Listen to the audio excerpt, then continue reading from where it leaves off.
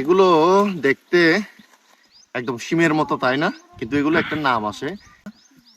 এই যে সজিনা পাতা নাম শুনেছেন অনেকেই, এই যে মরিঙ্গা মরিঙ্গা বলে। তো এই যে সজিনা পাতার যে সজিনা গাছ রয়েছে, এগুলো হচ্ছে সেই সজিনা শিম বলে।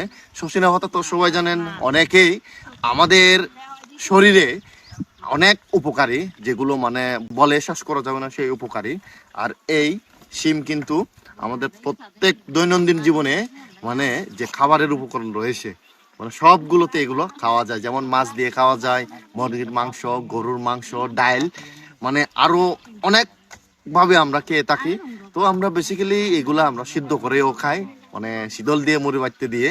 তো এই যে দেখো, এগুলা একটা বিশাল বাগান। তো এই বাগানে আসছি এগুলা মানে, আর এগুলা কিন্তু বাজার দর কিন্তু অনেক। এগুলা এই যে দেখেন, এই যে সাইজ যত বড় হবে এগুলা, এগুলা অনেক বাজার দর। এগুলা কিন্তু এমনিতে এভাবে বিক্রি করে না, এগুলা কেজি এখানে 120 থেকে 40 টাকাও পর্যন্ত বিক্রি করে। আর যখন অ্যাভেলেবল হয় তখন একটু দাম কম হয়ে যায়। আর যখন নতুন নতুন বাইর হয় তখন কিন্তু এগুলা 200-250 টাকাও বিক্রি হয়। তো এবারে দেখেন, আর এগুলো দিয়ে কিন্তু এই যে ওষুধ কিন্তু তৈরি করা হয়। এই যে যারা এই যে কি বলে, এই যে বনজা বনজা বনজা ওষুধ আর কি, কবিরাজি ওষুধ বল, এগুলো দিয়েও তৈরি করে।